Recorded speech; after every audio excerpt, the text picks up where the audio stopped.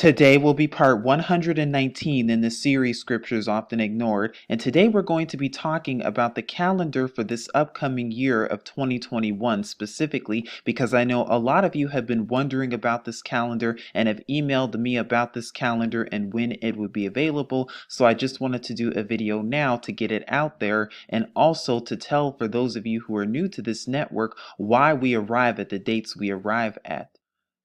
Now again, in case you're new to this network, we use the Enoch or Canute calendar, which is based on a 364-day system, and we're going to be going over more of that later on in the video to come for those of you who are new to this. But for those of you who already know about this calendar and have been following this network for how many years now, then this is nothing new to you, because here are the dates that are listed for 2021 through 2022. Now it's important that you understand that the Yahudim, or the so-called Hebrew New Year, always begins sometime around the springtime. So for the upcoming year of 2021, it will begin the evening of March 23rd, 2021, when the sun goes down on that day. So that will commence and begin the new year. Now, as we've also gone over the month of Ab, which is the first scriptural month, it is always sometime in the spring, and we've gone over, according to the Canute or Enoch calendar, how it's divided by a 31 day system for each of the corresponding months 1, 2, 3 onward, all the way until month 12. So you see right here it goes for 364 days, beginning March 23rd, 2021, when the sun goes down, and ending all the way at March 22nd, 2022, when the sun goes down. And again, this calendar PDF will be linked in the description box below. I will also be linking it in the comment box below so that you will have access to it readily available at your fingertips, so that you will know when the calendar is and when it begins. Now, of course, there's also the appointed times in the Shabbats. The weekly Sabbath goes from Friday evening to Saturday evening, and then there are also the 7 appointed times that are listed right here. So as you see right here, the appointed time that's listed first is Pesach or Passover, according to the Yahudim, or the ancient Hebrew date, according to Uyakra, or Leviticus chapter 23. This is when it will begin and end according to the Gregorian dates. So Passover will be from the evening or sundown Monday, April 5th,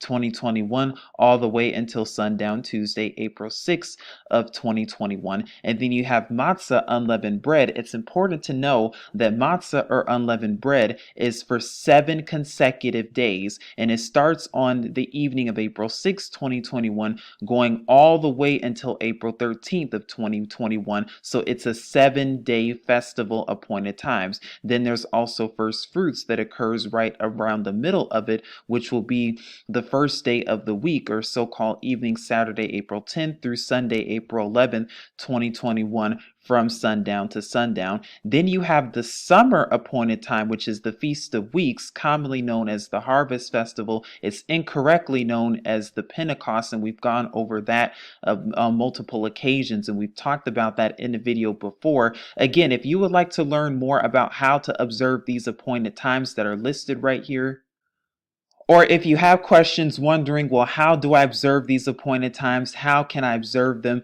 Where can I find references about them? Please take a look at our videos that are linked in the description box below. I have to keep reiterating that to people because I'm not sure if they're actually clicking on the links or not, but the videos are readily available for you folks, so you can learn more about the spring appointed times, which are these 3: Passover, unleavened bread, and first fruits. Then there's also the Harvest Festival, which is the summer appointed time, and then there are the fall appointed times, trumpets, atonement, and tabernacles as well, which are also listed that occur in the fall. As you see, trumpets will begin around September 21st through September 22nd, 2021, from sundown to sundown. Day of Atonement will be September 30th through October 1st, 2021. And then there's also Tabernacles, which is an 8-day festival. It runs for 8 consecutive days, and it starts October 5th, 2021, going all the way until October 13th, 21. And I also listed those right here. I listed the notes about how matzah, unleavened bread, runs for 7 consecutive days, and the days right here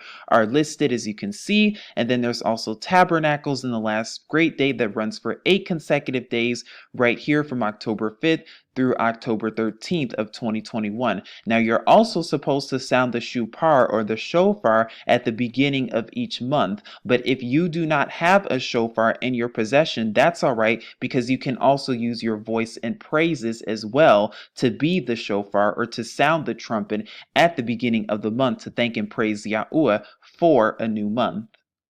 Now, on page 3 of the document, I also go over more about how to observe it and also the scriptural references. So you see right here, Yahuwah the Father, Yahusha the Son.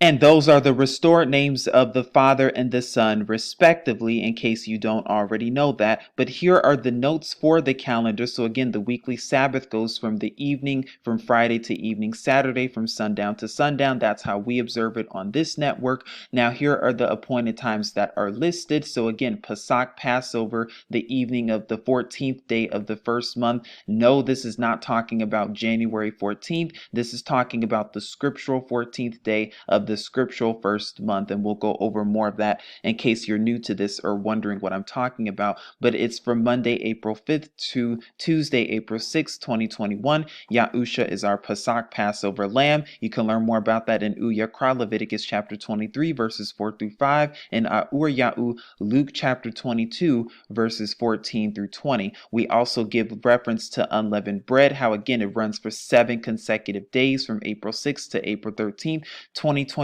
from the evening, from sundown to sundown. The first and seventh days are supposed to be convocations or made apart gatherings. Again, if you do not have anyone to have convocations with, you can simply have it in your home. No servile work is to be done in those days. And you can learn more about that in Leviticus 23, verses 6 through 8. There's also first fruits that talks about the Omer count and the sheep offering. And then we've gone over to the Feast of Weeks as well, or Shabu'at, or commonly known as Shabu'ot, which again has 2 counts to it. We've gone over that in our Harvest Festival video, so we're not going to go over it right now, but there are 2 counts to it. You have the 7 Sabbath count, and then you have also the 50-day count from that point. And when you count from that point after the first fruits, you arrive to this day right here, which is July 17th through July 18th, 2021. And that's when it is. You can learn more about that in Leviticus 23, verses 15 through 22, and also in our Harvest Festival video that was done covering this subject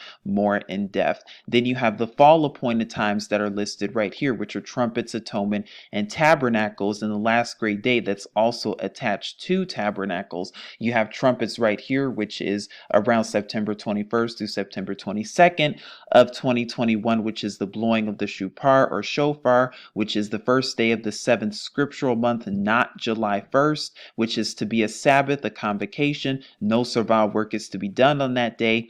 And you can learn more about that in Leviticus chapter 23, verses 23 through 25.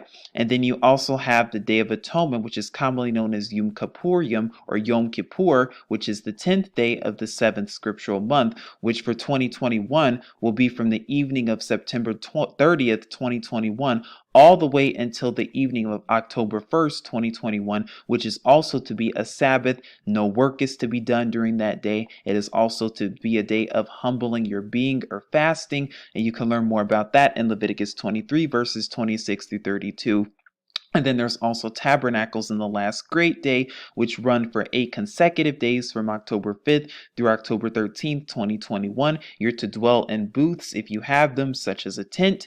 And the 1st and 8th day are to be Sabbaths. A convocation is to be held on them, and no servile work is to be done. You can learn more about that in Leviticus chapter 23, verses 33 through 42 on your own time. So again, this is the document right here that lists all the appointed times. I will leave it in the description box below so you can print it out for your reference, for you and your family, or for your household, or whomever it is to be serviced to.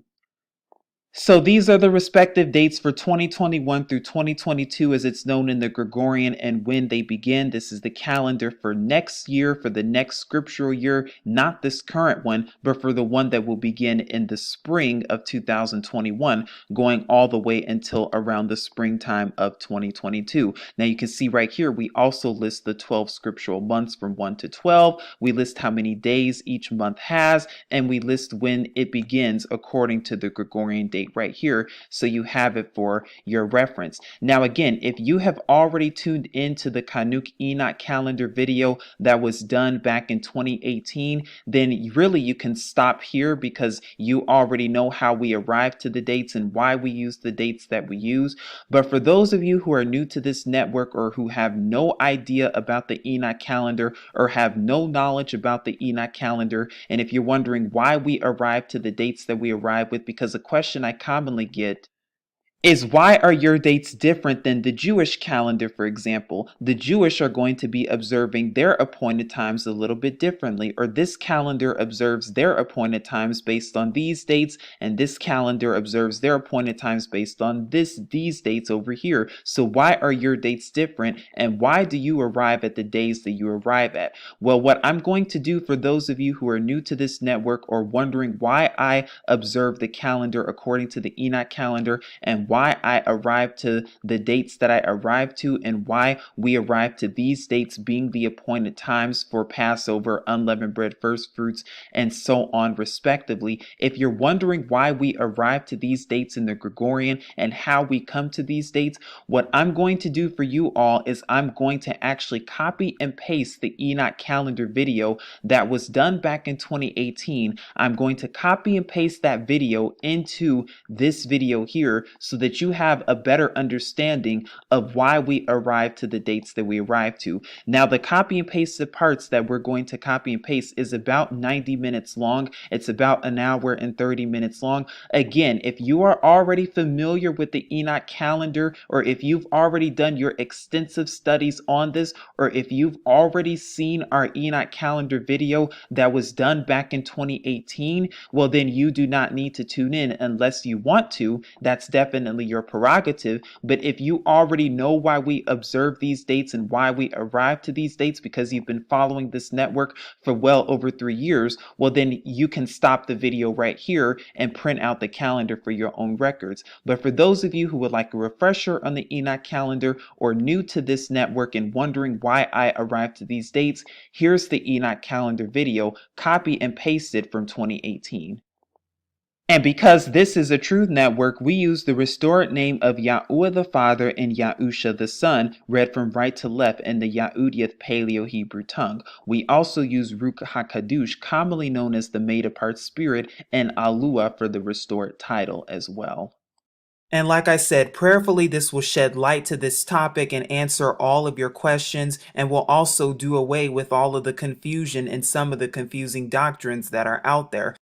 Now, this video will be formatted a little bit differently because there's just so much to go over and there's so much to expose, because your translators did a wonderful job trying to keep this stuff hidden from you and trying to keep the truth hidden, but the truth will be revealed to you today. And so now I have listed right here the difference between the phrase new moon and new month, because what you're going to see in the Yahudiath Hebrew language, it's two different words. The word month is Kadash, which is from Strong's H2320 or H2321, and we're going to be taking a look at it, but there's two different words that actually means moon. The first word is Yarak, which is Strong's H3391 and H3394, and then the phrase full moon, which means Kasa, from Strong's H3677 and Psalms 81 verse 3, and we're going to be taking a look at all of these so you can see the bigger agenda, because in your scripture, should it say new moon or should it say new month? Because a lot of people, they just see the phrase new moon and automatically assume that, oh, well, it says new moon, so that means that the calendar is based on the new moon and each month is based on a new moon. But is this the case, or is there something else that they're not telling you? Let's find out.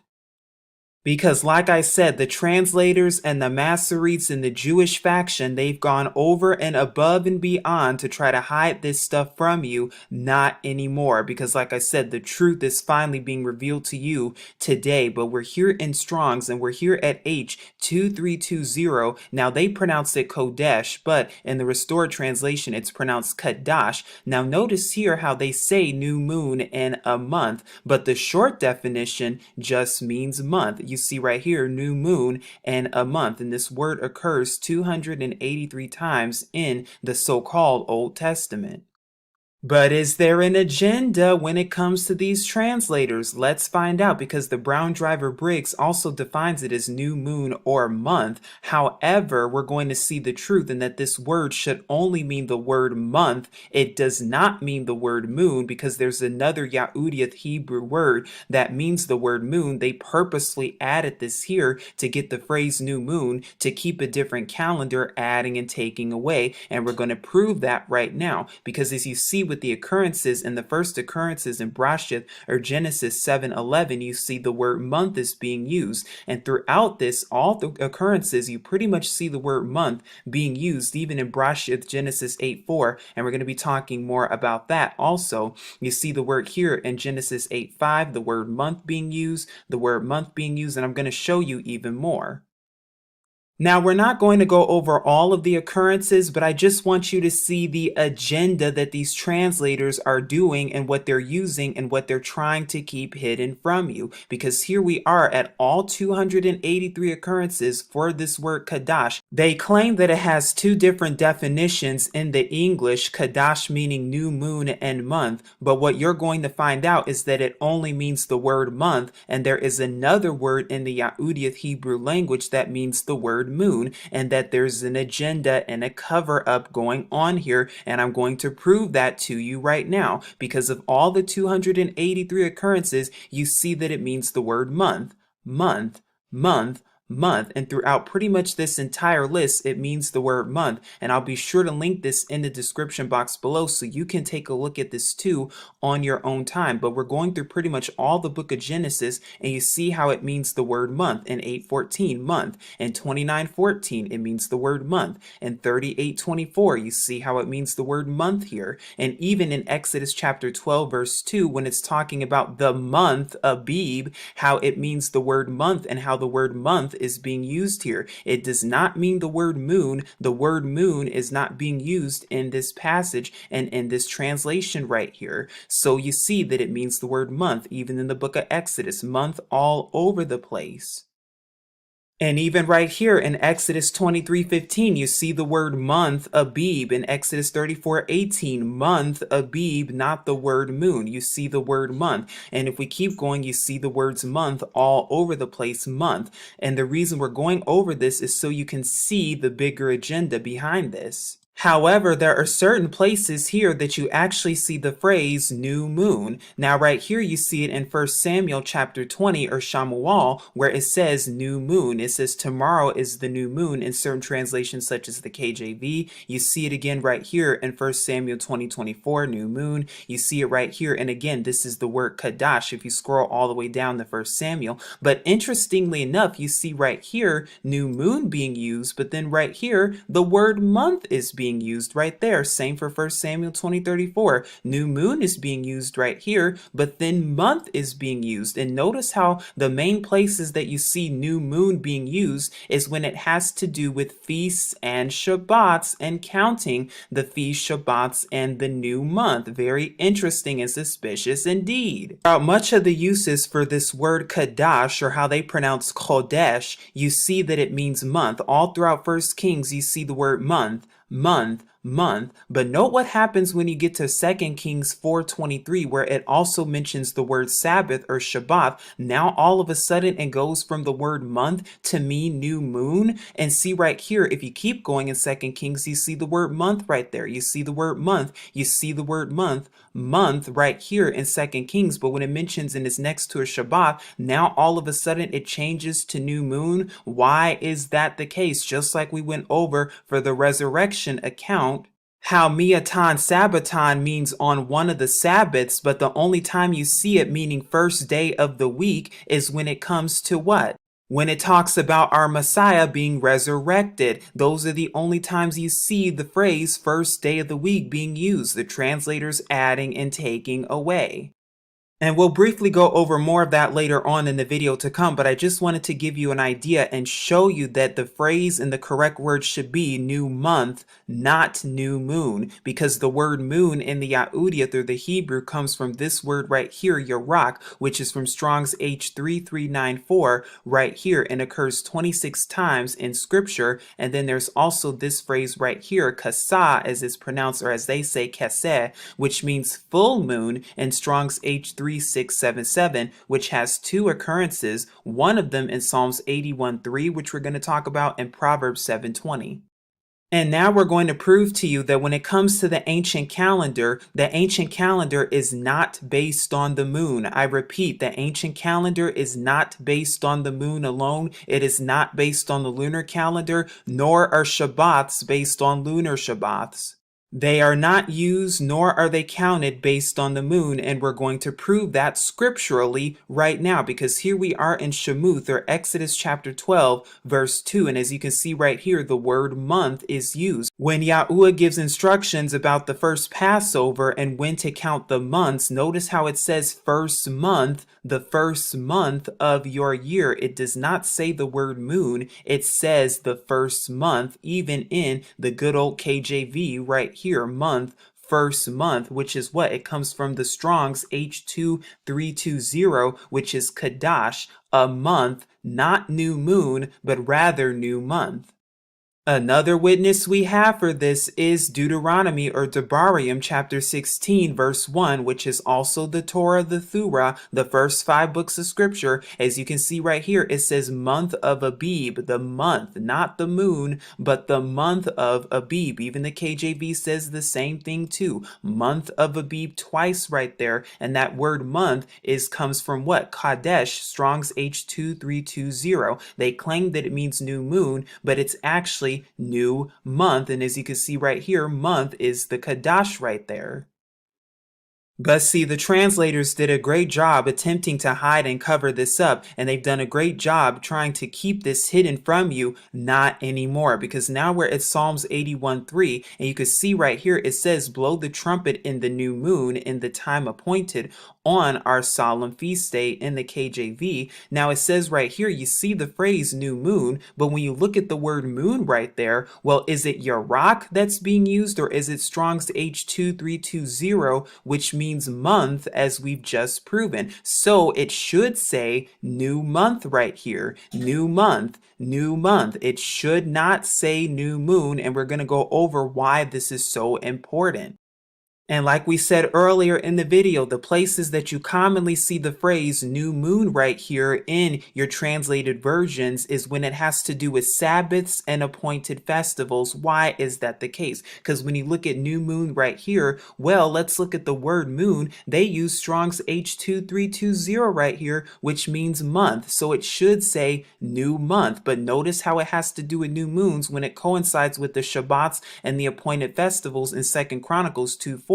And this is not the only place, because we see it here too in 2 Chronicles 8:13. Notice how it says Sabbaths, new moons in these translations, but we know what it should really say, because the word moon right here does not mean the word Yarak according to Strong's H3394, but actually uses the word month in Strong's H2320, which means the word month. It should say new month right there, but it only says new moon when it comes to and has to do with and coinciding with Sabbaths and the feasts. The reason the translators purposely added that word moon there is because they want you to keep their calendars, to keep the Jewish calendar and all these other lunar calendars and lunar Shabbat calendars, which we're also going to be exposing more. But even in 2 Chronicles 31 verse 3, you see the same thing. Notice how it says on the Shabbats, and these translations have new moon and appointed festivals. But when you actually look at the word moon right here, you see once again it means Kadash. It should say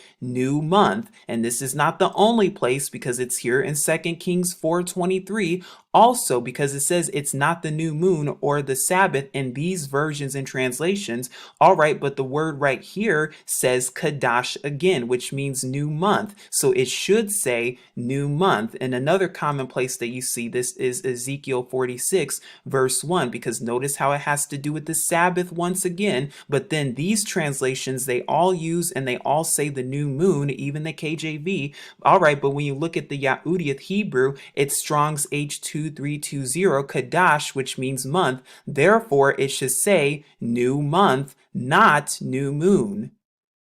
Of course, there are probably more examples in the so-called Old Testament, but I just wanted to show you and give you a gist of the agenda behind all this. And even the Greek shows you the exact same thing, because in the Greek, there's two different words. There are two different Greek words to mean month and moon, just like there are in the English to mean month and to mean moon. Well, here in Strong's G3376, this word right here, means a month, and has 18 occurrences throughout scripture. If you look right here in Strong's G4582 Selene, right here it has 9 occurrences and it means moon. So you see right here in the Greek there are two different words. There's one word right here in the Greek that means month, and then one word that means moon. Just like in the Yahudiyah Hebrew language, they do not mean the same thing. They're two different words.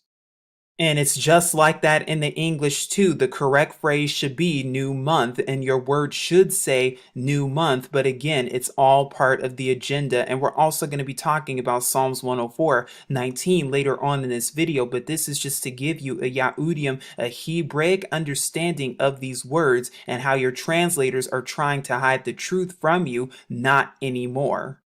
We've also gone over the Greek right here, how there are two different words. One word means month and one word means moon, as you can see right here, just like in the Yahudiyah. But now we're going to be going over more witnesses to show you and prove to you that the lunar calendar is not scriptural. Scripture tells us that from the mouth of two or more witnesses can every matter be established. And we see this in Devarim or Deuteronomy 19:15, Mathathayahu, Matthew 18:16, where the Messiah himself says this, and also 2 Corinthians chapter 13, verses 1, that by the mouth of 2 or 3 witnesses every word shall be established. You need 2 or more witnesses for every single matter. That includes the calendar, because using just the moon to determine the feast days, Shabbats, and appointed times, etc., is only one witness, not 2 or more witnesses. But what about the flood account? Because now we're going to be proving with scripture itself and with the Torah that the lunar calendar is not used, nor is it scriptural. Because now we're here in Brashith, or Genesis chapter 7 verse 11, when the flood began. And it says, in the 600th year of Nuke, or Noah's life, in the 2nd month, the 17th day of the month, and notice the word month, not moon, on that day all the fountains of the great deep were broken up, and the windows of the Shamayim, or the heavens, were open. Now the flood ended according to Brashia, Genesis 8:3-4, and the waters receded steadily from the earth, and at the end of the 150 days the waters diminished. Verse 4 says, and in the 7th month, the 17th day of the month, the ark rested on the mountains of Ararat. So we see that the flood had a duration, and it rained a duration of a total of 150 days. And we have another witness to prove this in Brashia, Genesis chapter 7, verse 24, where it says, and the waters were mighty on the earth 150 days. So we see that the flood account total was 150 days total, according to the Torah, according to scripture itself. We see that according to scripture, it started and began on the 17th day of the 2nd month, or 217, and then ended on the 17th day of the 7th month, or 717. The question is, if this were a lunar calendar, and if we were only going based on the moon and based on the lunar calendar, would we arrive at 150 days? Let's see, mathematically speaking. Now, if we do the math here, we start to see something and uncover something even more. Because when you do the mathematics, the lunar calendar is said to be 354 days a year, and it goes by 29 and a half days per month based on the moon. So you would do the first month based on the moon as 29 days. The second month would be 30 days if you're using the lunar calendar, and it would be so on for a total of 12 months, which would get you a total of 354 days a year. Now, if we go based on the flood account, we see that it started to rain on the 17th day of the second month. So the second month, according to the lunar calendar, has 30 days in it. So that would mean there was a remainder of 13 days. The third month would have been 29 days, according to the lunar calendar. The fourth month, 30 days. The fifth month, 29 days. The sixth month, 30 days. And then the seventh month would be 17 days because the rain stopped on the 17th day of the seventh month. However, if you add all this up and if you do the math right here, so add these numbers up according to the lunar calendar, you would only arrive and end up at a grand total of 148 days, not 150 according to scripture. Again, we need 2 or more witnesses to establish every matter. And what this is showing you is that it's showing you that the lunar calendar was not used during the time of scripture and is not scriptural. And that includes the lunar Sabbath, because Yahuwah, our creator, is not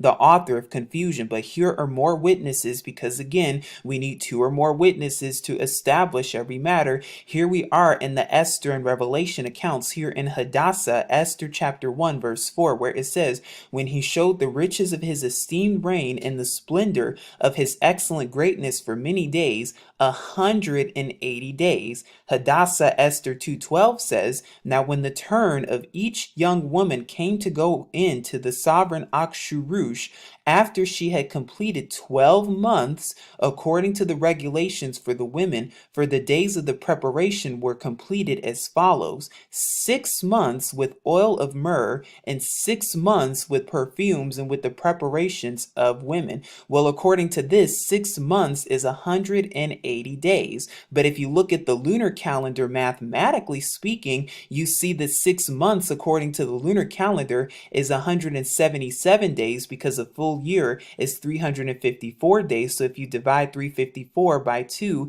you get the number 177, because month 1 is 29 days, month 2 is 30 days, month 3 is 29 days, month 4 30 days, month 5 29 days, and month 6 30 days, giving us a grand total of 177 days, not 180 days. So if they were using the lunar calendar back then, as some people claim that they were, well then it should say 177 days here in Hadassah or Esther chapter 1 verse 4, not 180. So we see right here that the lunar calendar could not have been used. Now we have 2 or more witnesses. We have the flood account and we have the account in Hadassah and Esther. And that's not the only place, because we also see here in Kazun, the book of Revelation chapter 11 verses 2 through 3, which just so happened to, ironically enough, talk about the 2 witnesses. But it says here, but cast out the court which is outside the dwelling place, and do not measure it, for it has been given to the Gentiles or the other nations, and they shall trample the Kadash or made apart city underfoot for 42 months. And I shall give unto my 2 witnesses, and they shall prophesy 1,260 days, clad in sackcloth. Now we know 42 months is 1,260 days, or a total of 3.5 years. However, mathematically speaking, the lunar calendar, 42 months in the lunar calendar, would be 1,239 days and not 1,260. You can do the math on this on your own to see, because 354 days makes up a lunar year, which would make up year 1, 354 to make up year 2, 354 to make up year 3, and then half of that, 177 for the half year, for 3.5 years. So if you add these numbers numbers up, you get a grand total of 1,239 days and not the 1,260. So that means that there was no lunar calendar that was being used during the time of Scripture whatsoever, regardless if it starts on the full moon, regardless if it starts on the new moon, regardless if it starts on the crescent moon. It was not being used in Scripture whatsoever. It is not scriptural. And we have this witness here too in Brashith or Genesis 1:14, where Allah said, "Let lights come to be in the expanse of the Shamayim to separate the day from the night, and let them," so notice how it says them, plural, not just the moon itself, but let them be for signs and appointed times. Other translations might say seasons, and for days and for years. Note once again where it says, let them be for signs, seasons, days, years. What is the them right here? It's talking about the sun, moon, and the stars, your two or more witnesses that we have, and not just the moon itself. So what does this mean? This proves that the lunar calendar and lunar Shabbats was not used during this time and is not scriptural, as we've just proven with the accounts in Hadassah, Esther, the account in Revelation, the flood account, and that the translators purposefully added the word moon for the phrase new moon instead of the correct phrase in the correct term, new month. And it also shows that a lunar solar calendar was used, not the lunar calendar or the lunar Shabbat. And we'll be talking more about that and how to determine when the month actually begins and when the months actually begin. Now, I know some will try to use Psalms 104:19 to try to say and try to prove that, oh, this verse right here proves that the moon in the lunar calendar is valid because of this verse. However, we have to look at things in context and rightly divide the word. Yes, it says he made the moon to mark the seasons and the sun knows when to go down. But just as we've proven and just as the word says, we need two or more witnesses to establish every matter. And actually, when you read this verse in context and when you actually look at it in context, you see how this verse actually proves when days begin. And that overall the day begins in the evening, because some people only look at this first part to say, oh, he made the moon to mark the seasons, or he made the moon for appointed times, just as it says right here. And it does use the word Yarak right here, or Strong's H3394. So we know it is talking about the moon. And this word right here, which is muad or muadium to mean season or appointed time, it does say that. Some people only use this first part to try to justify that without looking at the entire verse, where the next part says, and the sun knows when to go down. Why does it say that? Because when the sun goes down, the moon comes up. So the moon marks what? A new season, which is what? A new day. When this verse right here proves that days overall, in fact, begin in the evening. And I know there's so many different doctrines on this, but like I said, I've done a video covering more of this about when the day begins. Also, we have Leviticus 23:32 about the Day of Atonement, which is the Torah, by the way, which also proves when it says from even unto even, or from evening until the evening, shall ye celebrate your Sabbath, your Shabbat. And we know that the Day of Atonement is the Sabbath. So when some say that the Sabbath is from morning to evening, all right, but the Day of Atonement, according to Scripture itself, the Day of Atonement is a Sabbath, and Yahuwah our Father tells us that we are to observe it from evening to evening. Why would Yahuwah tell us to only observe the Day of Atonement, which is a Sabbath, by the way? Why would he tell us to only observe this one from evening to evening, but all the other Sabbaths, oh, just kidding, now observe those from morning to evening? It doesn't make any sense. Yahuwah is not the author of confusion. But we know who the author of confusion is. Now again, this video is not coming against anyone who does use the lunar Sabbath or the lunar calendar, but rather we're getting some truth about these calendars and testing these spirits and exposing these lies, because now the truth is being revealed. Now, when it comes to the lunar calendar in particular and the lunar Sabbath and how to observe the Sabbath, what ends up happening is that it's observed either every 7th, 14th, 21st, or 28th of the month, and that's how they get the Sabbath, based on the new moon. Now, some use it based on the full moon, and both are not scriptural, as we've just proven. However, some base it on the 1st, 8th, 15th, 22nd, or 29th of the month, so already there's a difference there. And based on this calendar specifically, according to the lunar Sabbath, the Sabbath is going to change when it comes to the Gregorian calendar every single month of the year. So in the Gregorian calendar, one month the Sabbath might be on, say, Monday, but then the next month it might change to Tuesday, and then the month after that it might change to Wednesday, and it keeps going and keeps going based on this calendar.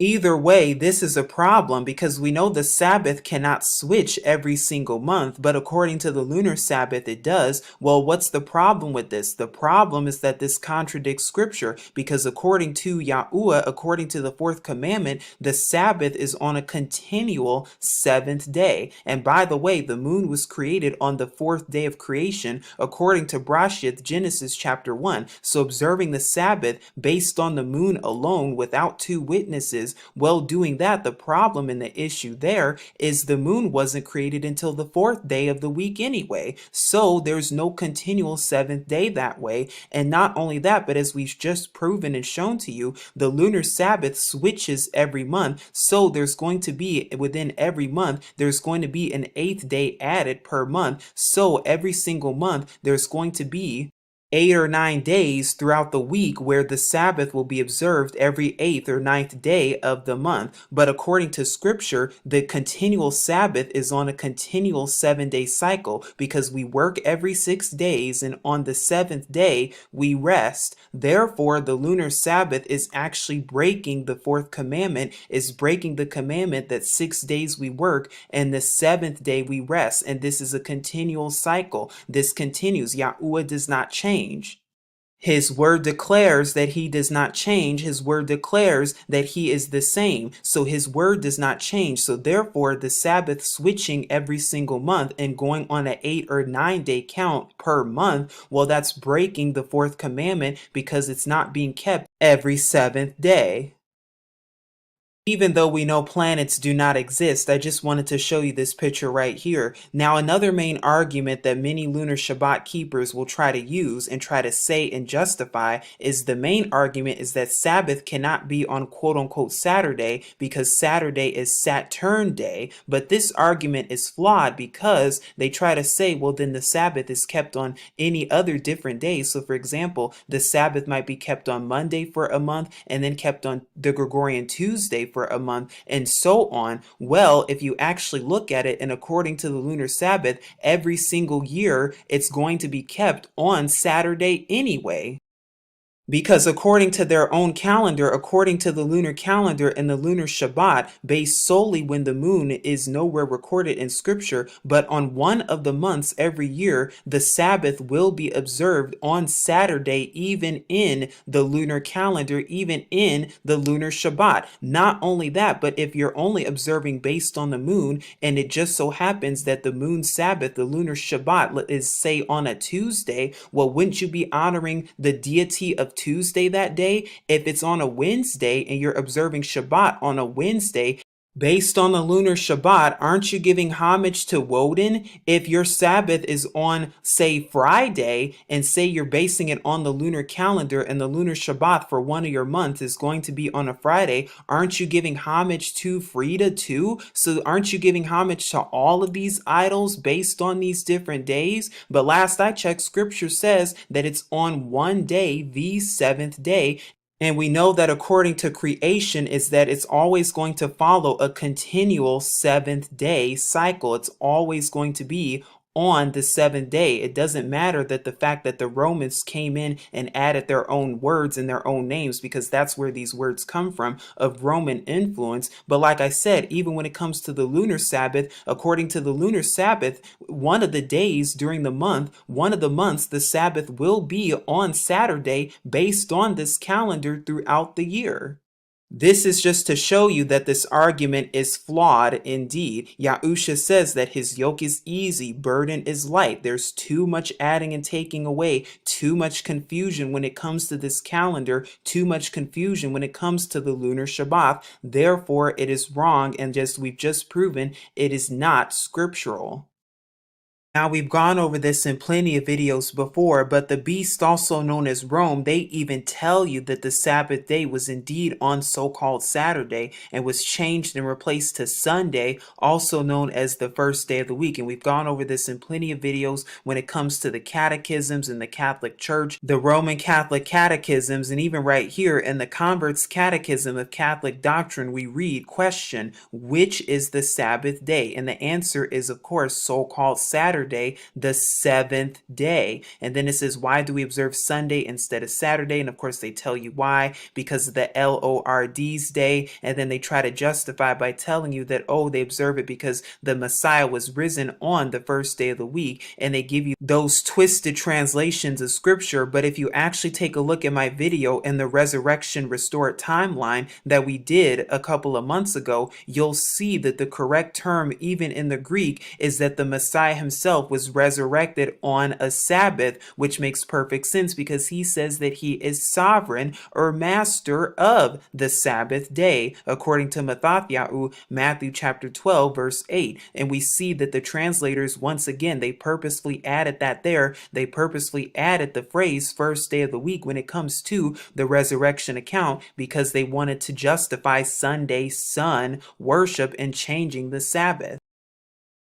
Language also proves the same thing because it's no surprise how the word Sabbath in a ton of other different languages are synonymous with the word so-called Saturday, because in Arabic it's asabt, in Armenian it's Shabbat, which means Saturday, by the way. And you can see in all these different languages it means the exact same thing, how the word Sabbath is very similar to the word Saturday. Here is another list right here where you can see them right here. Here's Arabic, Armenian, Bosnian, Bulgarian. This is the word right here in these respective languages that means Saturday. As you can see, the word Saturday in Armenian means Shabbat right here. The word Saturday in Arabic means Sab or Sabet. You can see right here, if you keep going, the word Sabbath in Georgian means Sabbati. The word Sabbath in Latin means Sabbatum. The word Sabbath or Saturday in Romanian means Sambata. The word Saturday in Portuguese means Sabado, and even when it comes to other languages too, such as Spanish, the word Saturday means Sabado. So we see how the word Sabbath is synonymous with so-called Saturday, and we know based on scripture, as we just saw, that days begin in evening. So yes, Friday evening to Saturday evening is the correct time to observe Sabbath, and that is the seventh day according to scripture itself. And I've done a video on this even more. Now again, some try to say, oh, but that cannot be the Sabbath because that's when the Jewish people observe the Sabbath. But we have to understand and remember, the Jewish people got it from who? The Jewish people got it from our ancestors who observed Sabbath from Friday to Saturday, which is why they do it, just like the Muslims. In the Muslim culture, Muslims do not eat pork. So should we say, oh, do not eat pork because the Muslims do not eat pork? No, the Muslims got that from the Yahudim, the Hebrew culture, just like the Jewish. But now we're going to go over calendar origins, and we're going to talk more about the lunar calendar and where it actually comes from, because as we've just proven mathematically, linguistically, and scripturally, we've just proven in this video that the people of old and that the ancient people in scripture did not use a lunar calendar, nor did they go based on the lunar calendar for feast days and for Shabbats.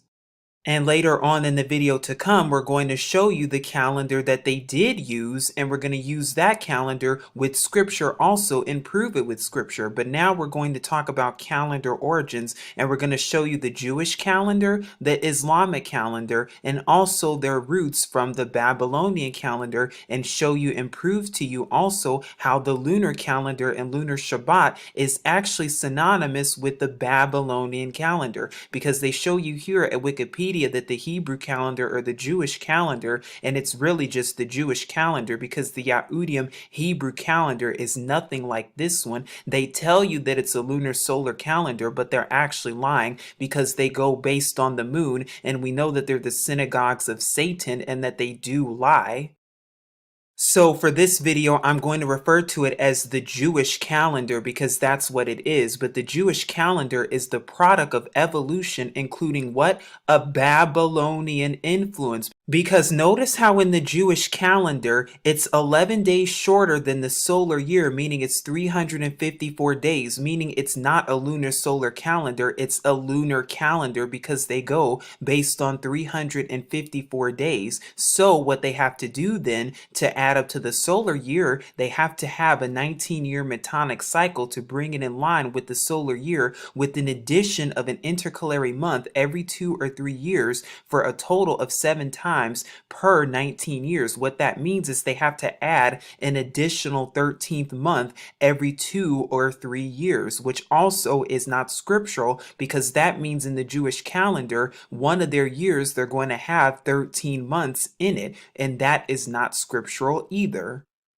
But again, notice how the Jewish calendar comes from what? Babylonian influence. Not only that, but they go based on the new moon, and every time they cite a new moon, that claims that that begins the new month. And notice how their calendar began around September 20th of 2017, this past year. Now, when you go to the Islamic calendar, you notice that both the Jewish calendar and the Islamic calendars are pretty much almost the same thing, because the Islamic calendar is a lunar calendar consisting of 12 months in a year of 354 or 355 days, just like the Jewish calendar. It's no different. It's the exact same thing. And also note how this past year, this calendar also started around September 20th, September 21st, 2017. So both of these calendars started around the exact same time. And just like the Jewish calendar, the Islamic calendar uses the moon and cites the new moon as the new month for the Islamic calendar. But doesn't the word of our Father Yahuwah tell us not to learn the way of the heathen?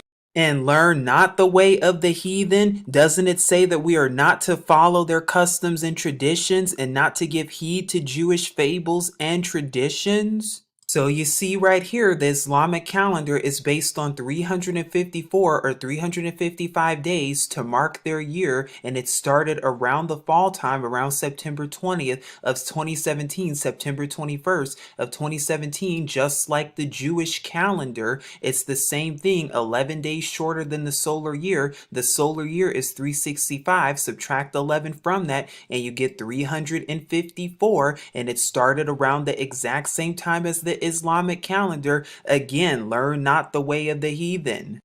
And again, just as we've proven, the moon in the lunar calendar is not scriptural. The people of scripture did not use these calendars. But where did these calendars that both the Jewish and the Muslims use, where did these calendars come from? They come from Babylon, just like the language of the Jewish people, just like they're speaking Babylonian Yiddish. And we've gone over this in our Hebrew 101 video, because no, they're not speaking Hebrew, and no, they're not speaking the Yahudiyah Hebrew language of the scriptures, but they're actually speaking Babylonian Aramaic and influences from Babylon, the Babylonian language, just like they're using and adopting the Babylonian calendar. Wow, nothing new under the sun. How many thousands of years later, and nothing has changed, because now we're here at Wikipedia and it says the Babylonian calendar, they claim it's lunisolar, but it's just lunar, because it says years consisted of 12 lunar months, each beginning when a new crescent moon was first sighted low on the western horizon at sundown, plus an intercalary month inserted as needed by decree. This is no different than the Jewish calendar. The only difference is that with the Jewish calendar, they start their new month based on the new moon, while with the Babylonian calendar, they started their month with the new crescent moon, and they also had intercalary months too, so they also had to insert 13 months, just like the Jewish calendar. Nothing different whatsoever. Another thing that they did, which the Jewish people do too, is that they have names for their months also, which is also not scriptural, because the only one that has a name for it in the Yahudim or the Hebrew language is the month of Abib. That's the only one that's named and named in scripture when it comes to the months, but all the other months, they have numbers to them, and they are numbered from 1 through 12. All of these Hebrew equivalent names are Jewish influenced in what? Adding and taking away, because you see right here, here is the month name that they have. And mind you, it comes from what? It comes from Babylon. It comes from Babylonian deities, as you can see right here, giving homage to these deities, just like they do with the Jewish. And you see the quote unquote so-called Hebrew equivalent when really it's the Jewish equivalent. And note how month 4 in the Jewish calendar is called Tammuz. Well, who is Tammuz? The son of Nimrod. Who is that? It's based on a pagan deity, and we're not even to even say these words or have them come out of our lips according to the Torah itself. So do you see how they changed and twisted everything?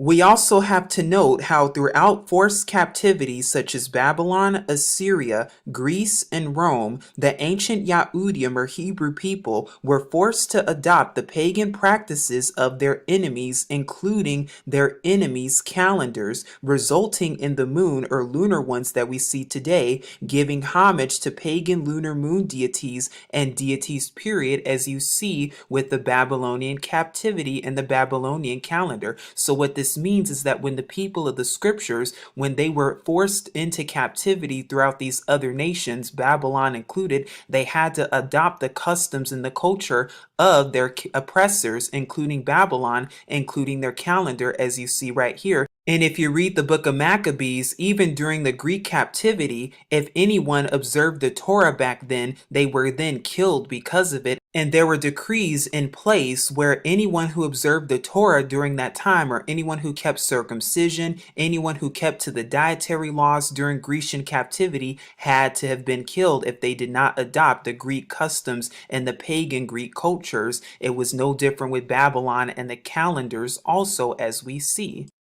But this is just showing you how the lunar calendar was not only adopted from the Babylonian calendar, but is also alive and well today, being utilized by both the Jewish and the Muslims. And like scripture tells us, we are not to learn the way of the heathen. We are not to follow their customs and traditions. Not only that, but the beast would do what? Think to change times and laws. And if you actually look at the Roman calendar and its history and origin, you'll see other similarities with this also. And note here also in the Babylonian calendar, they also have an intercalary 13th month also, again, not scriptural, just as they named their months after pagan deities, again, not scriptural either.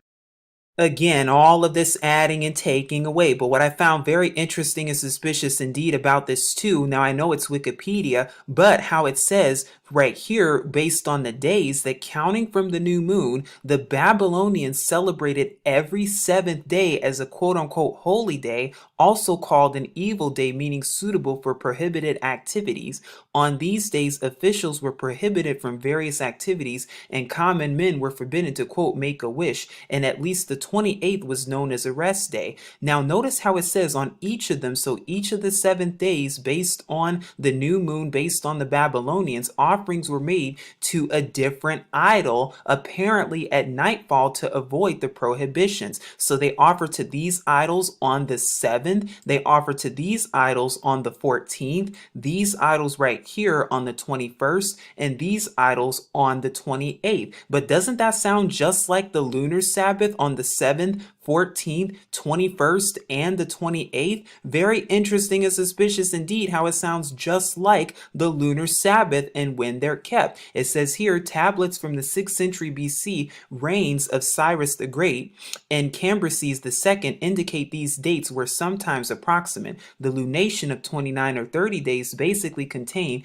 3 7-day weeks and a final week of 8 or 9 days inclusive, breaking the continuous 7-day cycle. Sounds just like the lunar Sabbath. Again, this is once again showing you that the lunar calendar and the lunar Sabbath has nothing to do with scripture, but actually has pagan Babylonian origins and roots.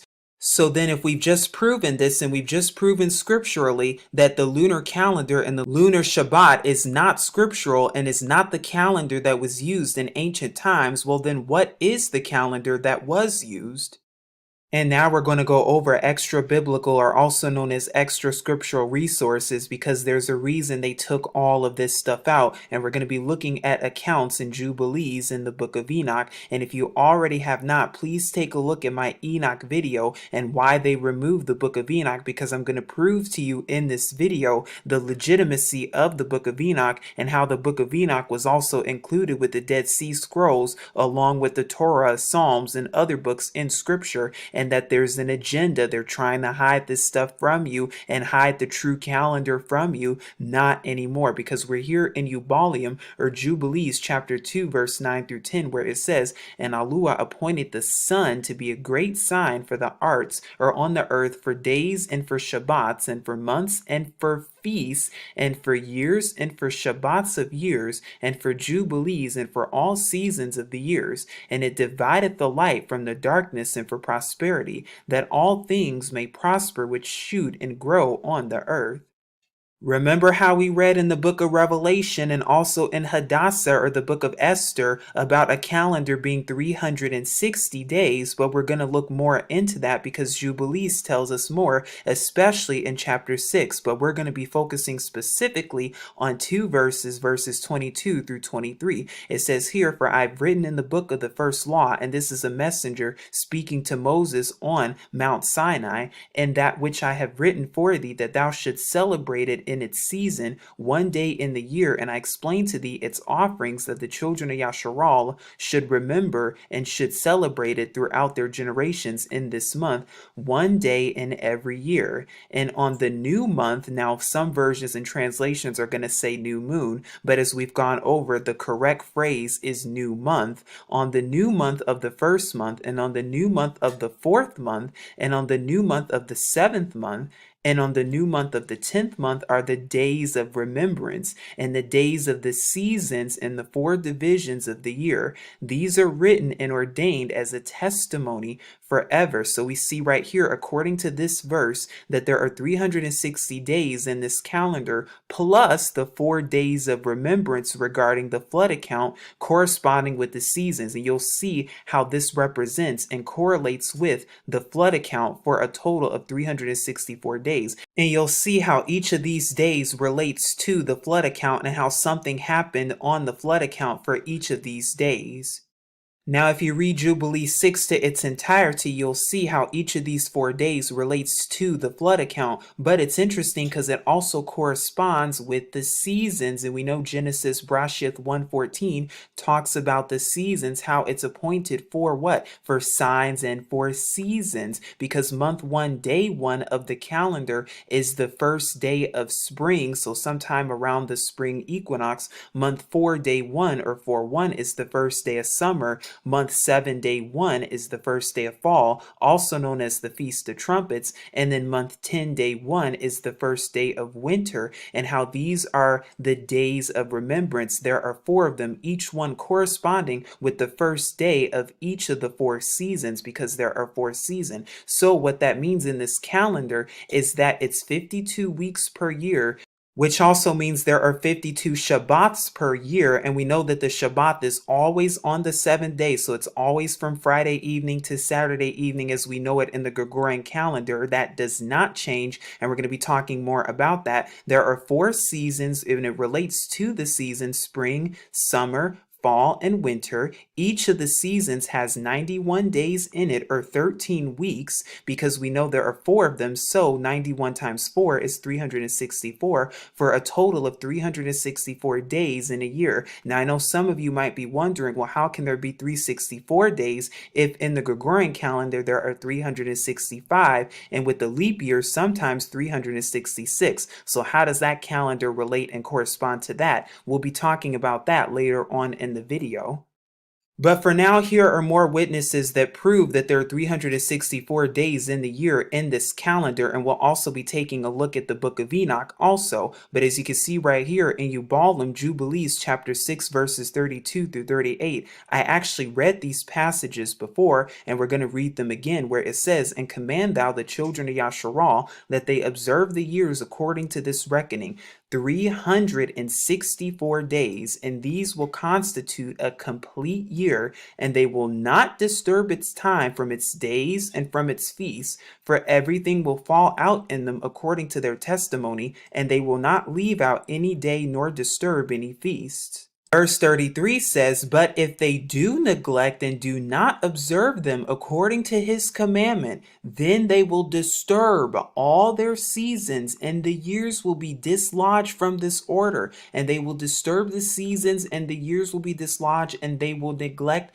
their ordinances. And the children of Yasharal will forget and will not find the paths of the years, and will forget the new months and seasons and Shabbats, and they will go wrong as to all the order of the years. For I know, and from henceforth will I declare it unto thee, and it is not of my own devising, for the book lies written before me, and on the heavenly tablets the division of days is ordained, lest they forget the feast of the covenant, and walk according to the feast of the Gentiles or other nations, after their error and after their ignorance, such as the lunar calendar and the lunar Shabbats. Because then it says, verse 36, for there will be those who will assuredly make observations of the moon, how it disturbs the seasons and comes in from year to year 10 days too soon. For this reason, the years will come upon them when they will disturb the order and make an abominable day, the day of testimony, and an unclean day a feast day. And they will confound all the days.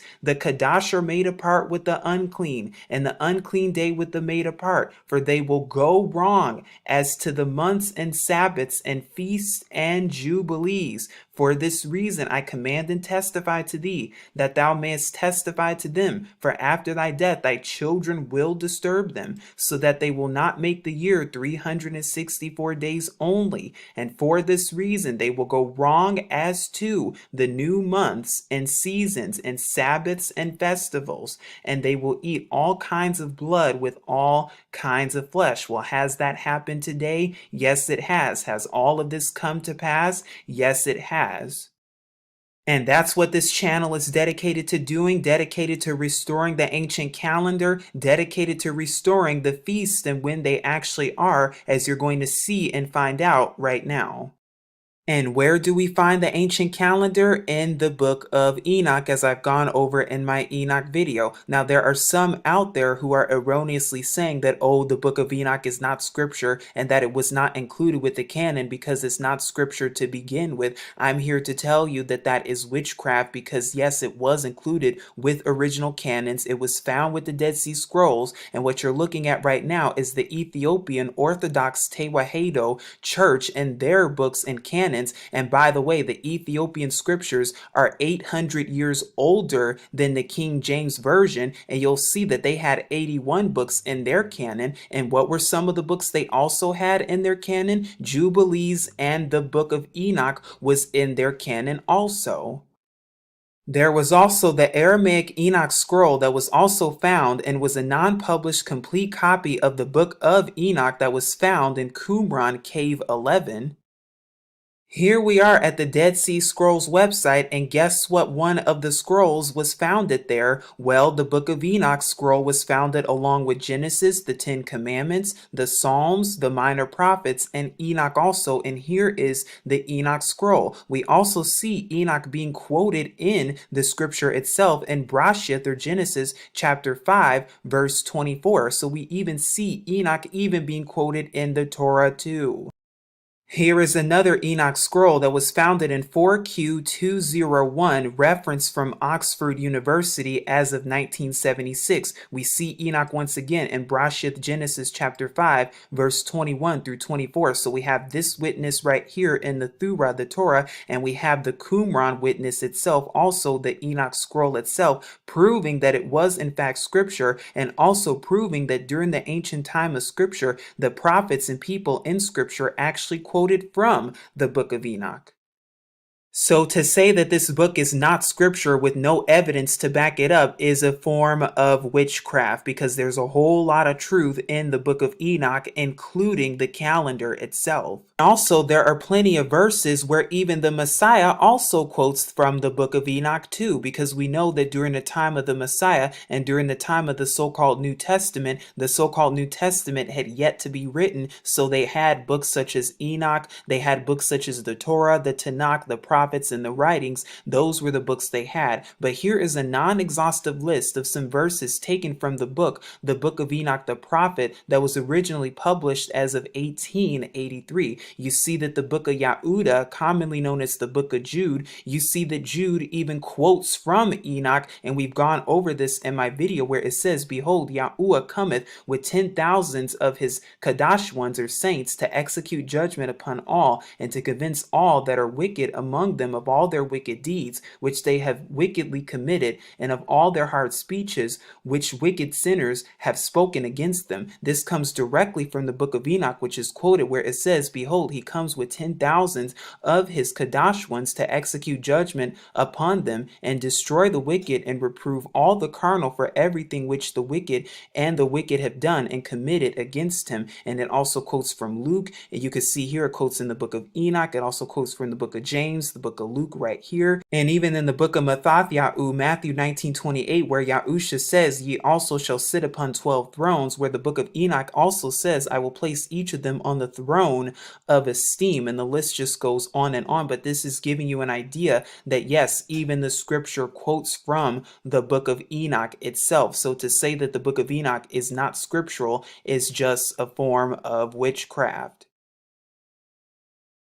The section of this book also contains a 364-day calendar, also known as the Enoch calendar, that's described in 1 year, with the 30-30-31 count calendrical system for months 1, 2, and 3, with months beginning at the spring and so on, all the way up until around the 12th month. Such a calendar system also matches that of the calendars that's described and talked about in the Qumran fragments 4Q 208 all the way up until 4Q 211, and it's also described in the book of Jubilees, primarily Jubilees chapter 6. And you can see on this calendar here, you get 30-30 and then 31, with the 31st day occurring on each of the solstices, as you can see here, corresponding with each of the 4 seasons of the year.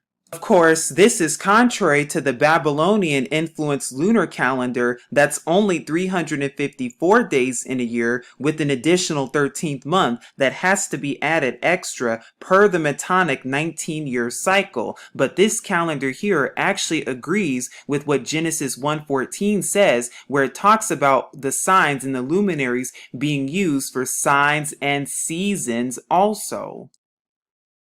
And now we'll be reading from Enoch chapter 72, also known as Kanuk in the Yahudim, the Hebrew language. And we're also going to show you how this book aligns perfectly with the menorah also. And we're going to be showing you how it relates and corresponds with the different gates and the portals, and how it corresponds with the 12 months. So now we're here in Kanuk, Enoch chapter 72. The book of the courses of the lights of the Shamayim, or heavens, the relations of each, according to their classes, their dominion, and their seasons, according to their names and places of origin, and according to their months, which Uriel the Kadash messenger, who was with me, who is their guide, showed me, and he showed me all their laws exactly as they are, and how it is with regard to all the years of the world, and unto everlasting, till the new creation is accomplished, which endures till everlasting. And this is the first law of the lights. The light, the sun, has its rising in the eastern portals of the Shamayim, or heavens, and its going down in the western portals of the Shamayim. Verse 3. And I saw 6 portals in which the sun rises, and 6 portals in which the sun goes down, and the moon rises and goes down in these portals, and the leaders of the stars, and those whom they lead, 6 in the east and 6 in the west, and all following each other in accurately corresponding order, also many windows to the right and left of these portals. And first there goes forth the great light named the sun, and its circumference is like the circumference of the Shamayim, and he is quite filled with illuminating and heating fire. Verse 5.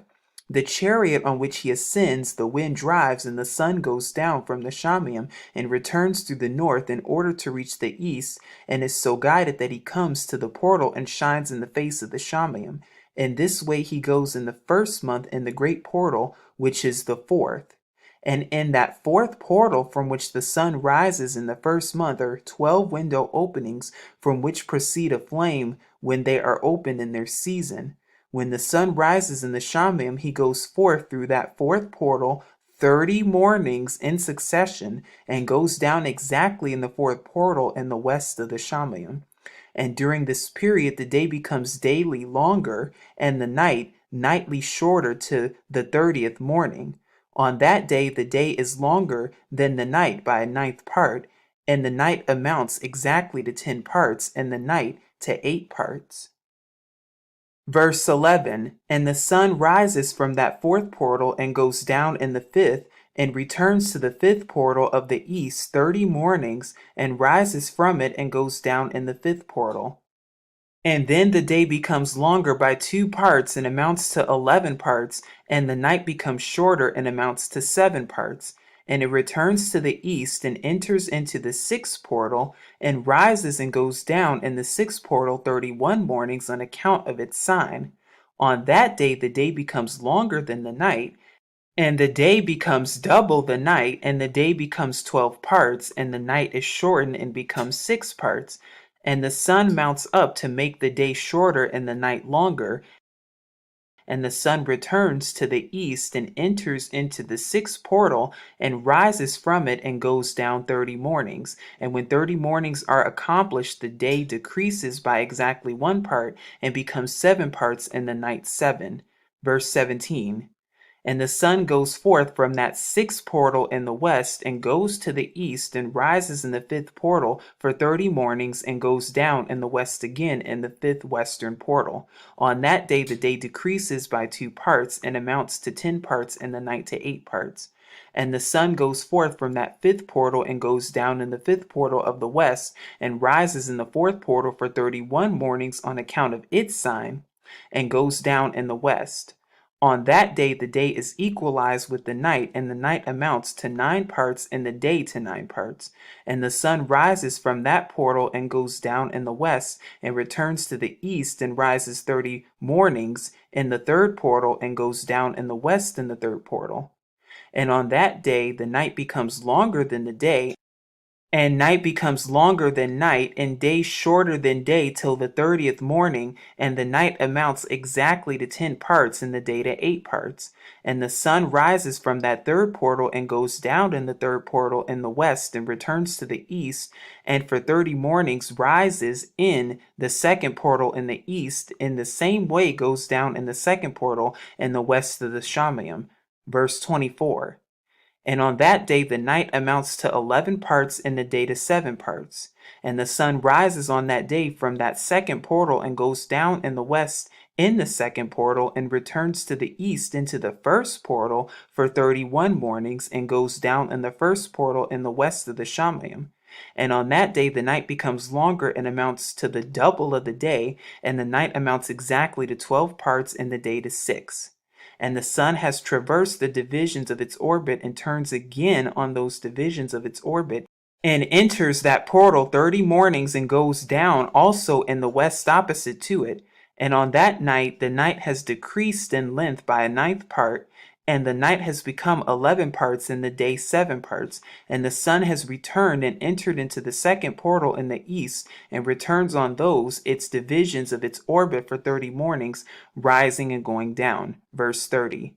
And on that day the night decreases in length, and the night amounts to 10 parts and the day to 8.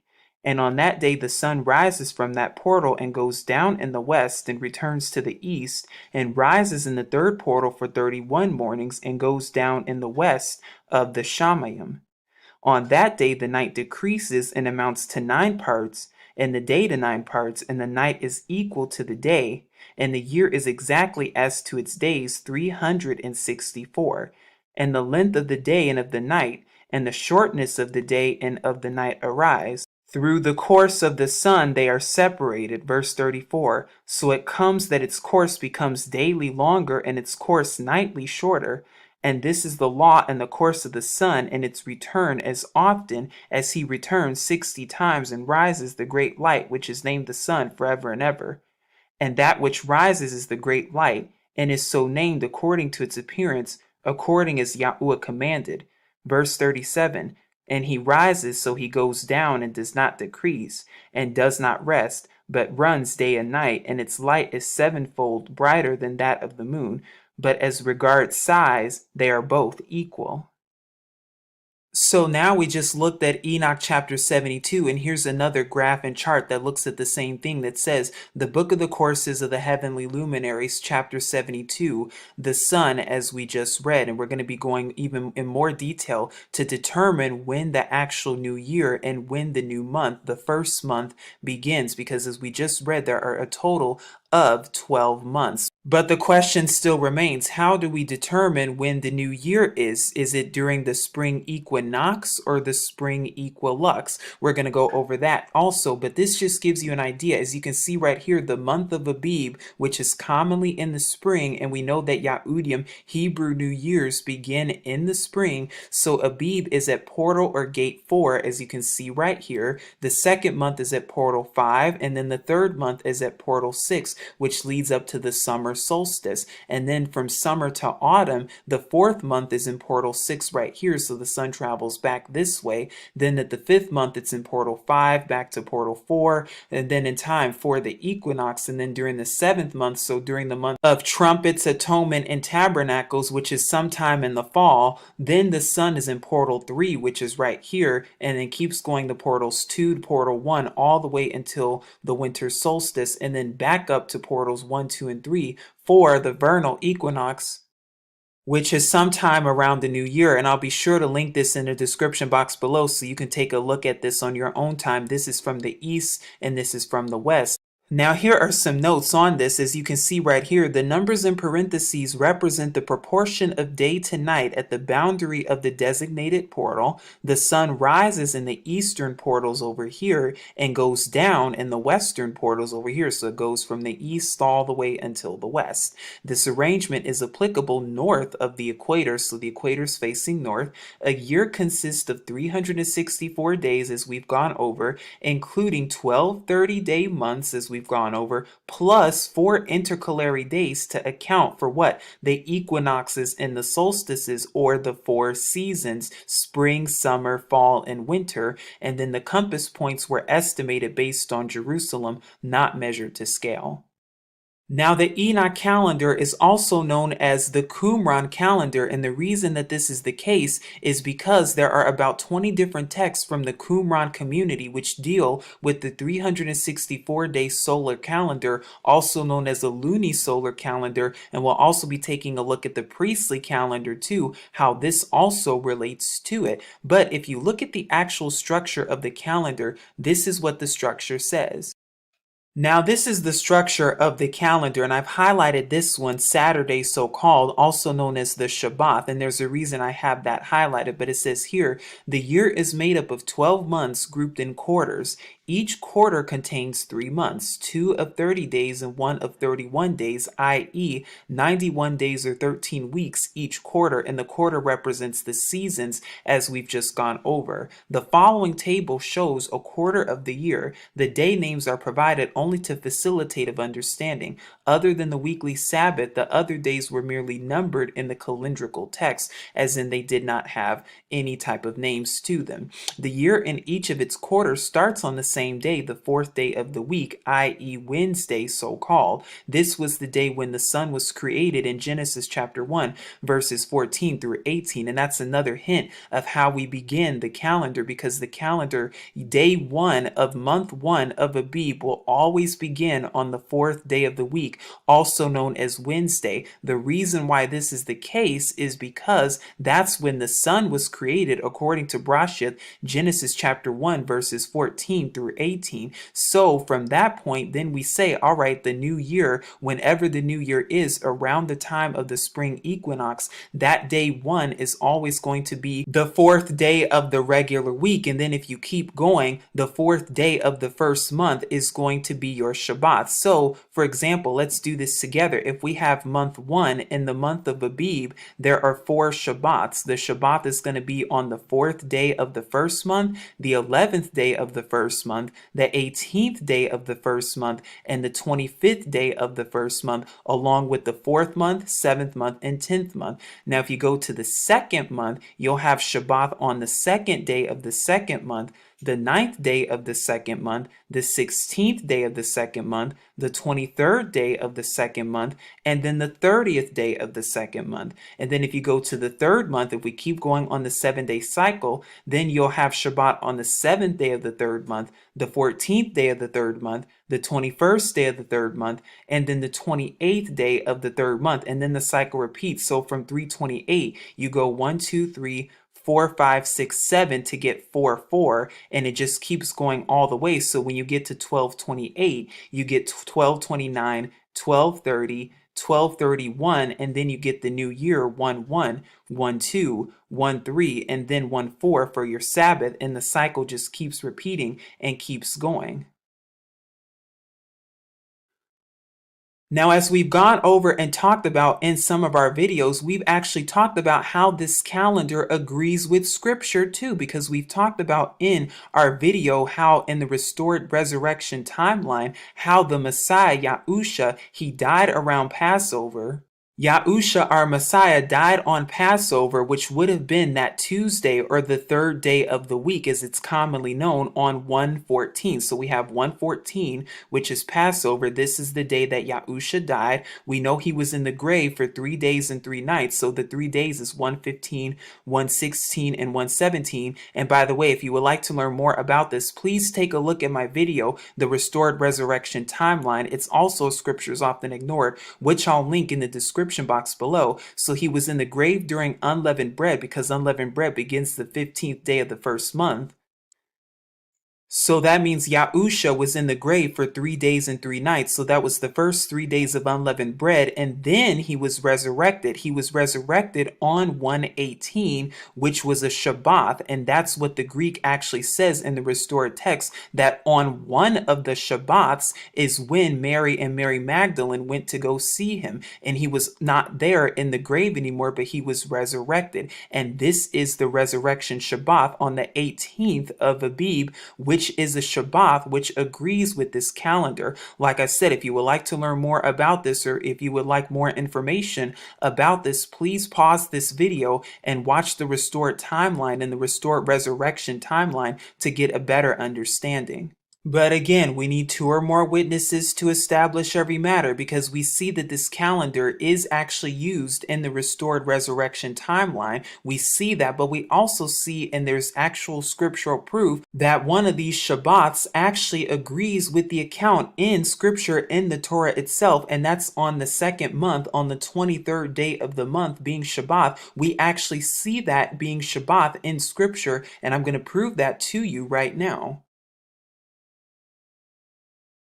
Here we are in Bamadabar, or Numbers chapter 10. Now what I've done is quoted specifically from verses 11 and verse 33. Now if you would like to take a look at the chapter to its entirety for more context, please feel free to do so. But as you can see right here, there's a reason I've done this. You're going to see why. Because verse 11 says, "And it came to be on the 20th day of the 2nd month in the 2nd year, that the cloud was taken up from above the dwelling place of the witness. So they went out from the mountain of Yahuwah on a journey of 3 days. And the ark of the covenant of Yahuwah went before them for the 3 days' journey to seek out a resting place for them." So when we look at these dates in particular, when it comes to this account in Numbers chapter 10, we see that it was a 3 days journey, just as it says that day one was on the second month of the 20th day. So we see it was on 220 on the 20th day of the second month, as it says right here in verse 11, that was day one. The 21st day of the second month, or 221, was then day two. And then the 22nd day of the second month was day three. And we see in verse 33 that it was a 3 day journey. Now, notice how afterwards they had to seek out a resting place. Why did they need to seek out a resting place after the 3 day journey? Because then the next day would have been a Shabbat. That's why they were looking for a resting place. That means that the 23rd day of the second month was in fact a Shabbat, which is why they sought out the resting place. This agrees with what we just read here, and as we just saw in the Enoch calendar, in the structure of the calendar, how we have month 2 right here, day 23 being a Shabbat right there, where the account that we just read in Numbers chapter 10 also agrees with this calendar too. And in case you would like to see it again, and we'll go over it again, how the 20th day of the second month is when they went to journey, as you can see right here, and it took them 3 days to journey according to Numbers chapter 10. Well, we know the 20th day of the second month is day 1, the 21st would have been day 2, the 22nd would have been day 3 of the second month, which means the 23rd day of the second month, or 223, is the Shabbat, which is why they went for a resting place, and which is why they sought out a resting place, and it agrees with the Enoch calendar. This is not the only place that we see 223, or the 23rd day of the second month, being a Shabbat, because we have another witness, and that's the manna account in Shemuth, or Exodus chapter 16. Now you can read the entire chapter to get more context, but I've taken a few verses so you can actually see what it is. It says here, and they went out from Ayalam, or commonly known as Elam, and all the congregation of the children of Yasharal came to the wilderness of Sayan, or Sin, which is between Ayalam and Sayanya, or Sinai, on the 15th day of the second month, after they're going out of the land of Mitzrayim, or Egypt. Now, according to the Enoch calendar, as we just looked at the chart, 215, or the 15th day of the second month, is the day before Shabbat, and Shabbat is on 216, which is a week before 223 in this calendar. Now, if we jump down to verse 4, it says, and Yahuwah said to Mashah, see, I am raining bread from the heavens, or the Shamayim, for you, and the people shall go out and gather a day's portion every day, in order to try them, whether they walk in my Thurah or Torah or not. And it shall be on the 6th day that they shall prepare what they bring in, and it shall be twice as much as they gather daily.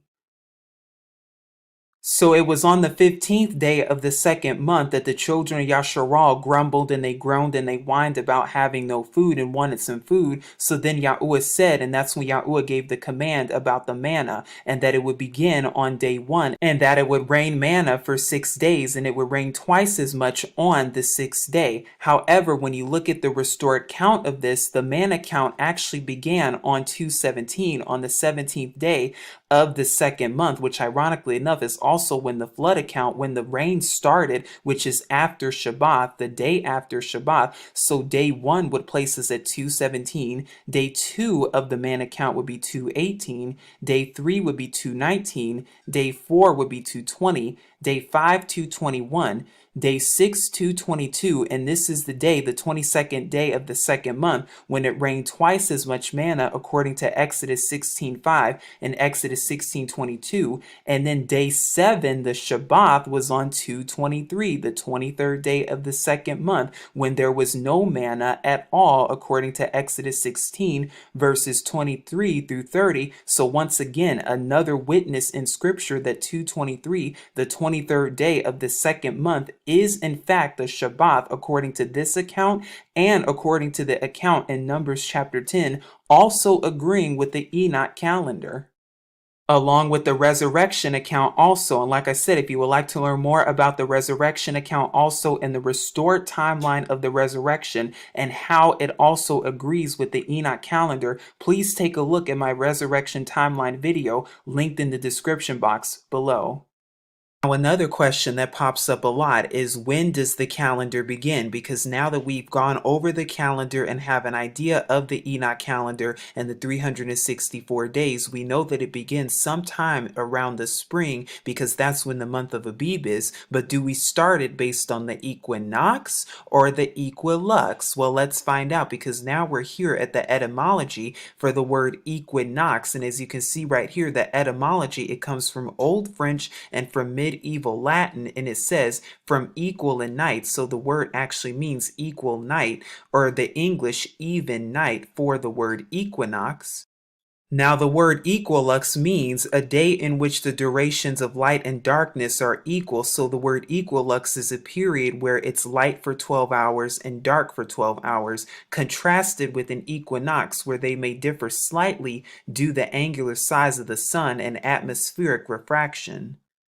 This right here from time and date gives you more about the equal day and night and tells more about the equilux. And right here around the world, this gives you the dates of when the equilux actually is. Now again, this is according to the equilux, which means that it's day for 12 hours and exactly night for 12 hours. So that means if you're on a latitude of 60 degrees north, your equilux, where it's exactly 12 hours worth a day and 12 hours worth a night, would be on March 18th and September 25th. And we know it happens twice in the year. However, if you get closer to the equator, if you go 5 degrees north, the equilux would be on February 24th and October 17th. So this proves right here, when it comes to the equinox and equilux, that it cannot be the equilux, and the Enoch calendar does not begin on the equilux, simply because the equilux is different in every region. We need that one defining moment where everything is equal, and the word equinox means equal night, because as you see right here in this chart, some regions experience the equilux as early as February and some experience it as late as April in the spring. However, some experience it as early as August in the fall time and some as late as October. So if you were to observe the Enoch calendar according to the equilux, you would have to factor these things in too, and you'd have to note that not every location that observes the equilux observes it the exact same time. However, when it comes to the equinox, which is observed around March 20th or March 21st, when it comes to the vernal or spring equinox, every single region, every single place on the world observes it at the exact same time, and that's the defining moment of around the time of the new year. The equinox is also scriptural because the equinox also corresponds and correlates with the season or the muad'Yim, and we know there are 4 seasons, and the equinox corresponds to each of the seasons, to the fall season and to the spring season, and we know that the year begins sometime in the spring. And the word season in the Yahudim or the Hebrew language means muad. Muad right here, which means meeting. It can also mean appointed time, appointed place, or an appointed meeting. It can also mean an appointed assembly too. And so we know that this calendar is based on seasons and corresponds with the equinox. That is how we're able to determine when the new year actually is. And once we determine our new year, and once we determine when day 1 is, and I'm going to show you how in just a moment, then we keep going on our count for 364 based on the 30-30-31 count.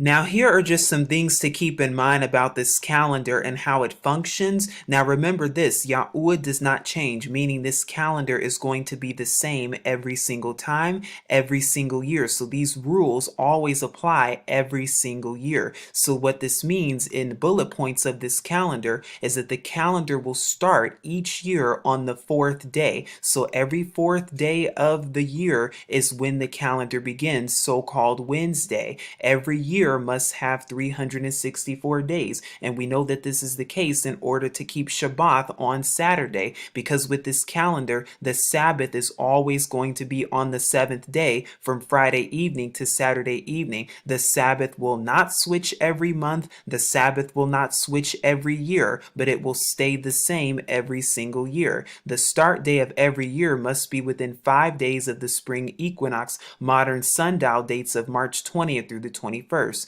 There are leap weeks of 7 days that can be only added on years when the full moon coincides with the spring equinox, and we're going to be talking about that. And the moon is actually how you determine the leap week, because we'd have to add one in order to correlate and to coincide with the Gregorian calendar of 365 days and sometimes 366. And like I said, we'll be talking more about that. But it says here, when considering full moon years for adding the 7 days, they can only be in additions of 5, 6, or 8 years and must be on full moon years without exception. Yahuwah's calendar dates of the feasts, high Sabbaths, and 7-day Shabbats must remain exactly the same every year for eternity. And we must never break the 7th-day cycle established at creation. What that means is that, yes, our Sabbath is always going to be on the 7th day. It's always going to be from Friday evening to Saturday evening. This is never going to change. Yahuwah does not change. And yes, even though they've given Roman Gregorian names for these dates, it's still the 7th day of rest. And then it says here, all 12 months must have 30 days for a total of 360, with 4 intercalary days added at the end of each of the 4 seasons. So like we said, the 30, 30, and the 31, which are the 4 days of remembrance.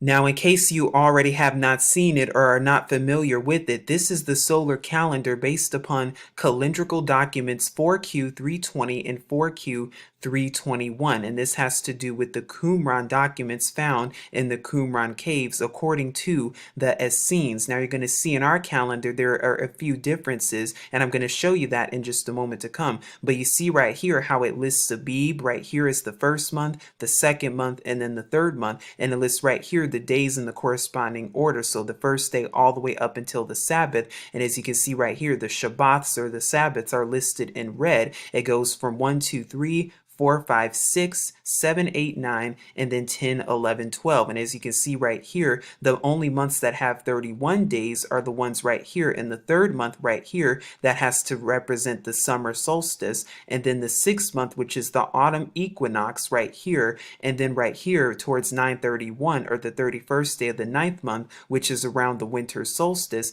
And then 12/31, or day 364, which is around the time of the vernal equinox. And again, please keep in mind that the new year, that the Hebrew Yahudim New Year, is sometime around the vernal equinox, around March 20th, 21st, in that area. It is not on January 1st. Now again, this calendar is based on how the Essenes did it, but as you can see right here, here's the 14th of Abib, or the 14th of the first month, and notice how it's always on the 3rd day of the week, or from Monday evening to Tuesday evening as it's commonly known today. This is when Pesach or Passover is, and then right after that, the 15th through the 21st is unleavened bread. Now in this calendar here, and again, this is also an agricultural calendar, and the Essenes could have been doing this based on agriculture, but here they have the 26th listed as first fruits, but in our restored calendar we have it as the 19th. And the reason we have it as the 19th is because the 19th corresponds with our Mashiach Yahusha, who was resurrected on the Sabbath in order to become the first fruits. They also list the 14th of the second month right here as the second Passover, and you can learn more about that in Numbers chapter 9, verses 10 through 14. Now here in this calendar, they have 50 days as the Feast of Weeks. Now I've done a video covering the Feast of Weeks, or commonly known as Pentecost. I've covered this more in detail, and I've shown you, even with scripture, how there are actually 2 counts. So if you actually do the 7 Shabbat count, so 7 Shabbats plus 50 days And you can learn more about this in the video linked in the description box below. You'll arrive at Pentecost sometime in the 4th month. Actually, you'll arrive towards 426. And like I said, when you look at the calendar that we're doing for this year and even next year, you'll actually see that. But if you would like to learn more about that, you definitely can in our video linked in the description box below. They also have right here the 7th month, the 1st of the 7th month, which is the 4th day of the week, so commonly known as Wednesday, as the Feast of Trumpets. Now notice right here how they have 710, the Day of Atonement, 710, or the 10th day of the 7th month, as the 6th day of the week, so commonly known as Friday, and then the 15th of the 7th month, which is the first day of Tabernacles, is also on a so-called Wednesday all the way until the 22nd, which is the last great day, that's also on a so-called Wednesday. Now they also give the cycle of priestly divisions from calendrical documents 4Q320 and 4Q321, and they divide the year into 6 years because the 7th year is the sabbatical year. And this is where the moon comes in also, because just like it uses the sun in order to determine the 364 days, well, the moon in the lunar phase also helps us establish when the priestly year actually is. As you can see, it's divided into the divisions. And as you can see right here, here are the lunar phases. FM represents the full moon right there. And as you can see, every month during the full moon, that lets you know the different phases. It lets you know the different weeks, when it starts and when it ends. And this just gives you a better idea of it. Like I said, I'll link this in the description box below. This gives you year 2 of 6. Now the full moon is what helps us decide the priestly divisions and what year it actually is, depending on when the full moon actually is. And we're going to be talking more about that when it comes to the additional week that has to be added in order to keep the 7-day cycle going.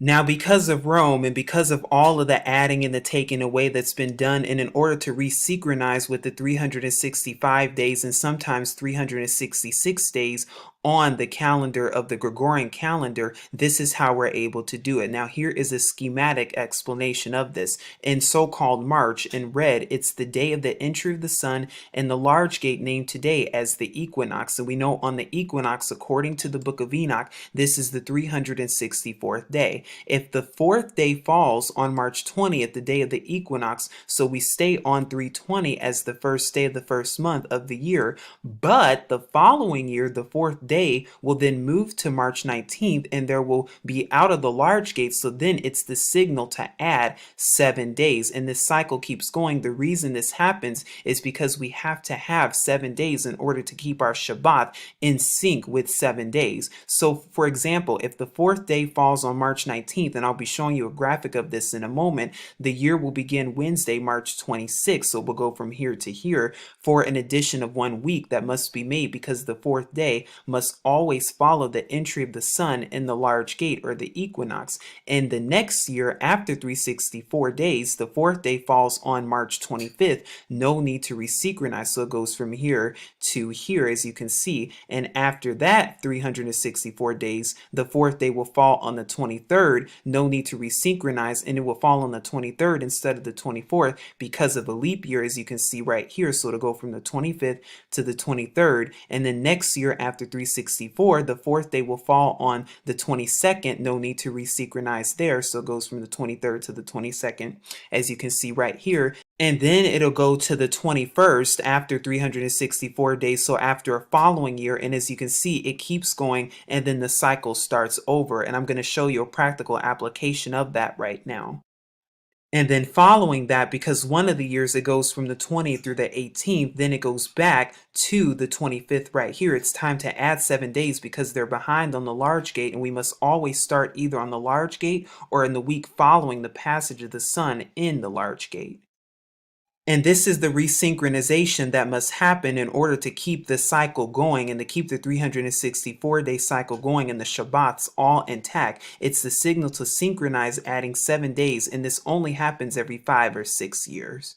And now we're going to have a practical application just so you can see it for yourself. So we're looking at March 2012 as it's commonly known. As you can see, what's highlighted right here will be the first day of the year always. Now, we know that the equinox is sometime around this time, around March 20th, around March 21st, 2012. But we know based on the rule of the 364-day calendar, because it's 364 days, the new year is always going to begin on the fourth day of the week after the equinox. So that would have been in 2012 on March 21st.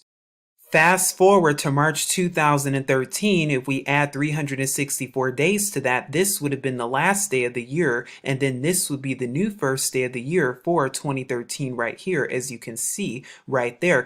Because it's the fourth day of the week, and we know that the fourth day of the week, based on this calendar, begins the first day of the year. So this would be the first day of the year right here. However, note what happens when we go to 2014. The year 2014 is when we would have had to resynchronize this calendar, because after 364 days, we land at March 19th right there, but we're not yet at the equinox yet, so we'd have to add an additional week in order to resynchronize, and this is when it would have begun for 2014, when the calendar would have begun. And if we keep going, it actually adds up perfectly. And again, if you keep going, then March 25th, 2015 is when the first day of the year would have begun, because if you add 364 days, you'd be right here. And again, it arrives always the same. It never changes. This is always going to be the first day of the year on the fourth day of the week. Now it's interesting for 2016, so for a couple of years ago, March 23rd, 2016 was year one actually, and it just so happened that this was on a full moon also. And see how it's still the fourth day of the week. This was the first of the year for 2016, and the reason is if you add 364, 2016 was also a leap year, so rather than it being on the 24th, it's now the 23rd. The year that we're currently in 2017, because remember the Yahudim, the Hebrew years, they begin sometime around the spring equinox or afterwards. And again, Yahusha will return and will continue to restore everything to us. But for this current year that we're in, the new year began around March 22nd, 2017. This was day one. And we know days go from evening to evening. So really it began the evening of the 21st all the way until the evening of the 22nd. Now, if we add another 364 days to this, then we can determine for next year when the year will begin. Just as we noted in the structure of the Enoch calendar, you see how months 1, 4, 7, and 10, they begin right here on what's so-called Wednesday on the fourth day of the week right here, just as we noted in our feast calendar also here, because here's the sixth day of the week, or so-called Friday as it's commonly known. Look at months 2, 5, 8, and 11, and how the first day is always on the sixth day of the week. So in today's terms, according to the Gregorian calendar, that would mean it begins on Thursday evening and goes all the way until Friday evening. See how according to the structure and according to the pattern of months 3, 6, 9, and 12, the first day of the month is always considered the first day of the week, commonly known as Sunday, as we just saw, or from Saturday evening to Sunday evening, according to the Gregorian calendar for months 3, 6, 9, and 12. That's when they will start, as we just saw in the feast calendar. So again, we make note of that in the 2021 calendar as well, because you notice how months 1, 4, 7, and month 10, they all begin on the same day of the week. They all begin day 4 of the week, or evening, Tuesday through Wednesday. They all begin at the same time. As you can see, month 1, 4, 7, and 10, they all begin Tuesday evening, as you see highlighted and referenced and outlined right here. And then as we also went over earlier, you saw too how months 2, 5, 8, and 11, they all begin on the same day of the week as well. They all begin day 6, or evening Thursday through Friday, from sundown to sundown, or when the sun goes down, evening Thursday. So you see that right here noted as well for months 2, 5, 8, and 11 as well, how they share the same pattern indeed. And then as we also went over for months 3, 6, 9, and month 12, as you can see right here, that they all begin on day 1 of the week, or evening Saturday to Sunday, from sundown to sundown, as you can see right here. So you see right here, they all begin on the same day of the week for months 3, 6, 9, and 12, respectively. And again, notice also how this is a 364-day calendar. Now, with the exception of an intercalary, which is an extra week inserted in order to keep the appointed time synced to the seasons, as we've gone over with Brashith, Genesis chapter 1, verses 14. If you take a look at our calendar that was done back in 2020, for the current year that we're in, actually, notice how it began as of March 24th, 2020, this year, when the sun went down. Well, 364 days later, and again, there's no intercalary, you arrive at what day? March 23rd, 2021 at sundown. So exactly 364 days later, you arrive to your new year, and it will be like that for 2022 as well. So again, proving to you that this is indeed a 364-day calendar. And then even when it comes to the appointed times, we see that when it came to 2020 specifically, that Passover was on April 6, 2020 of this year. Well, if you add 364 days to that, you get what day? You get April 5th, 2021, if you add 364 days. So again, this is just to let you know and to confirm with you how this is in sync with not only the book of Kanuk, the book of Enoch, but also the book of Ubalium, the book of Jubilees as well, that tells us to keep and observe a 364-day calendar count.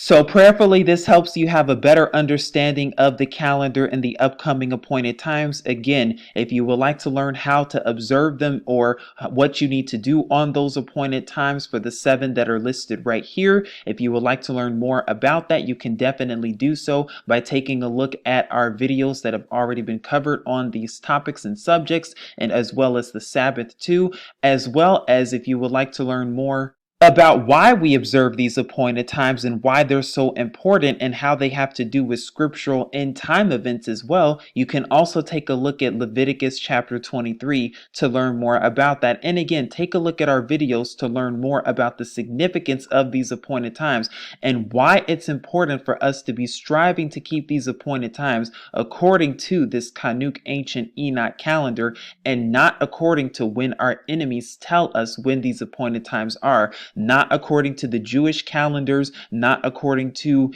any of our enemies, but according to how and when Yahuwah wants us to observe them. So again, the calendar will be linked in the description box below. Prayerfully, this video has been very helpful unto you and to your family and to all of those watching. Again, I will link all of the helpful links in the description box below so you can take a look at it. And again, the calendar will be available there, so it is at your fingertips. But this is the calendar for 2021. And prayerfully, you have a wonderful upcoming appointed times this upcoming year for 2021 indeed.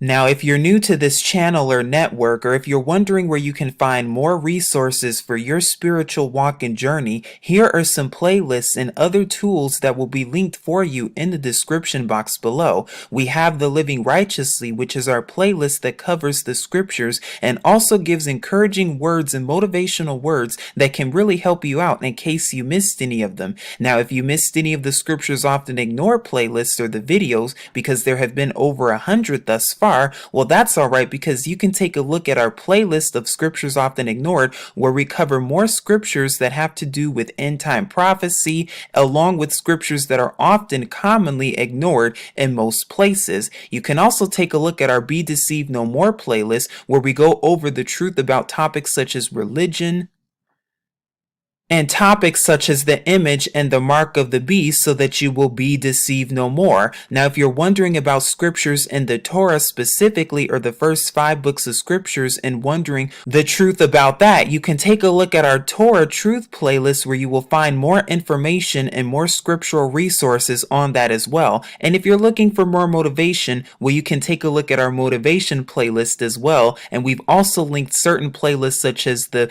True Scriptural Israelites playlist and also the documentaries playlist if you're looking for more historical facts and historical truths as well. You can find these playlists on the channel, and you can also find these playlists linked in the description box along with helpful dictionaries and other resources along with the scriptures that can help you out on your spiritual walk and journey that's linked in the description box below. Prayerfully this video was helpful unto you, and prayerfully these resources will also be helpful unto you. This is Truth Unveiled here saying as always, Shalom.